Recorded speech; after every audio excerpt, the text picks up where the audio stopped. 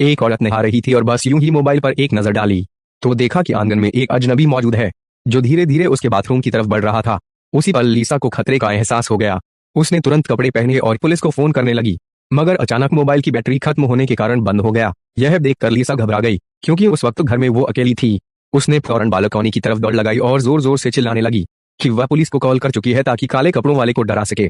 फिर वह तेजी से घर के अंदर गई और दरवाजा अंदर से बंद कर दिया। जब सभी दरवाजे और खिड़कियां बंद करने का यकीन हो गया तो उसने चैन की सांस ली और मोबाइल चार्ज पर लगाया, मगर उसे क्या पता था कि वो अजनबी अब उसके दरवाजे तक आ चुका है। खुशकिस्मती से उस विला के शीशों पर ऐसी परत लगी थी जिससे सिर्फ अंदर से बाहर देखा जा सकता था, बाहर से अंदर कुछ भी नहीं दिखता था। इसीलिए लीसा ने सांस रोक ली और आवाज निकालने से डरने लगी।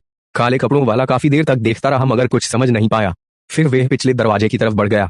यह देखकर लीसा को याद आया कि पिछला दरवाजा बंद करना भूल गई है।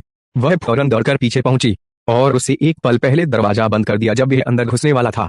अब वह देख रही थी कि वह आदमी लगातार दरवाजे पर जोर डाल रहा था। लीसा का दिल तेजी से धड़कने लगा ताकि कुछ बुरा न हो जाए। उसने दूसरे रास्ते चेक करने शुरू कर दिए। जब वह आदमी थोड़ा दूर हटा तब ही उसने दोबारा मोबाइल चार्ज पर लगाया, लेकिन उसे क्या पता था कि वह आदमी अब भी जाने का इरादा नहीं रखता था। वह तो विला के चारों तरफ चक्कर लगा रहा था ताकि कोई रास्ता ढूंढ सके। लीसा को एहसास हुआ कि अगर वह अंदर घुस आया तो बहुत बुरा हो जाएगा। उसने तुरंत पुलिस को कॉल करने की कोशिश की, मगर बार बार करने पर भी फोन कॉल नहीं जा रही थी, जैसे आसपास कोई सिग्नल जैमर लगा दिया गया हो। असल में वह अजनबी आदमी पहले ही इंटरनेट कनेक्शन काट चुका था ताकि लीसा किसी से मदद न मांग सके। यह सब देखकर लीसा का सब्र जवाब दे गया, मगर यह हाथ पर हाथ धरकर बैठने का वक्त नहीं था। जब वह बहुत परेशानी में थी तो अचानक उसे छत पर लगा स्मोक डिटेक्टर दिखा। उसे याद आया कि अगर कोई चीज उसे गर्म करे तो अलार्म बज सकता है और फायर ब्रिगेड तुरंत पहुंच सकती है। लीसा ने माचिस जलाई और सेंसर पर आग लगा दी।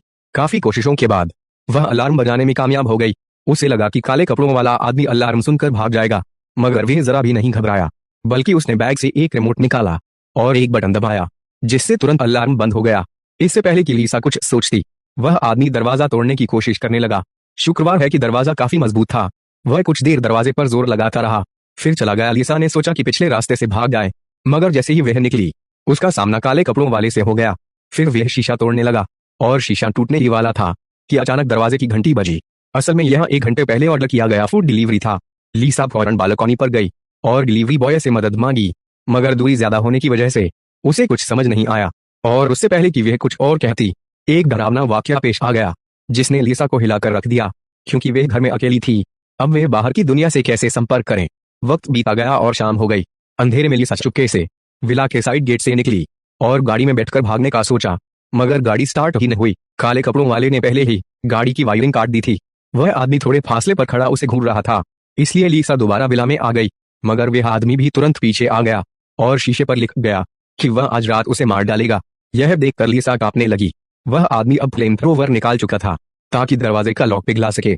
लीसा ने एक फल काटने वाली छुरी उठाई और जैसे ही वह अंदर दाखिल हो उसे मारने का इरादा किया, मगर जब दरवाजा टूटा तो वह डर के मारे भाग गई। उसे लगा घर से बाहर निकलकर वह बच जाएगी, मगर वह एक पहाड़ के ऊपर रहती थी। शहर तक पहुंचने में 1 घंटा लगता, इसलिए दोबारा घर वापस आ गई। मगर जैसे ही अंदर आई उसका सामना अपने पूर्व बॉयफ्रेंड से हुआ, जिसे देखकर वह खुश हो गई, मगर जल्द ही उसे शक हुआ कि वही आदमी काले कपड़ों में था ताकि डिलीवरी बॉय पर हमला कर सके। उसने तुरंत चाकू से उसे जख्मी किया और वहां से भाग निकली। फिर उसने मल्टीमीडिया डिवाइस ढूंढी और इंटरनेट दोबारा जोड़ दिया। जैसे ही नेट चला उसने तुरंत पुलिस को कॉल कर दी, मगर चूंकि वे पहाड़ी इलाके में थी पुलिस को आने में कम से कम 20 मिनट लगने थे। इसका मतलब था कि उसे अकेले उस वक्त तक सरवाइव करना था। उसने मौका देखकर उस आदमी को एक कमरे में बंद कर दिया, मगर दरवाजा ज्यादा देर न टिक सका और वह दोबारा बाहर निकल आया। खुशकिस्मती से लीसा ने घर की बिजली काट दी थी। अंधेरे में वह आदमी रास्ता भूल गया। उसी समय लीसा ने चाकू उठाया और पीछे से हमला करने लगी, मगर उसी पल फोन की घंटी बज गई और हमले का मौका हाथ से निकल गया। लीसा को लगा कि अब उसकी जान नहीं बचेगी। तभी पुलिस के सायरन की आवाज सुनाई दी।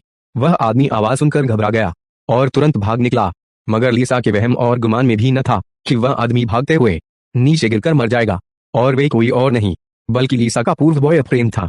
पुलिस की तहकीकात के दौरान लीसा समझ न सकी कि वह उसे मारना क्यों चाहता था।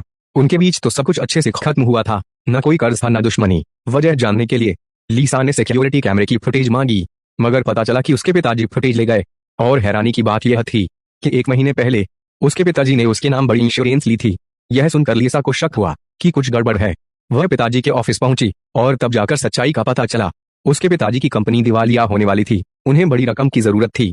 तभी लीसा को शक हुआ कि काले कपड़ों वाला वही था, मगर उसने तुरंत कुछ न कहा, बल्कि उन्हें रात के खाने की दावत दी और जहर मिला हुआ पेय दिया। जैसे ही उन्होंने जहर पी लिया, उनके हाथ पांव लकवाग्रस्त हो गए। फिर लीसा ने सवाल किए और सारी हकीकत खुल गई।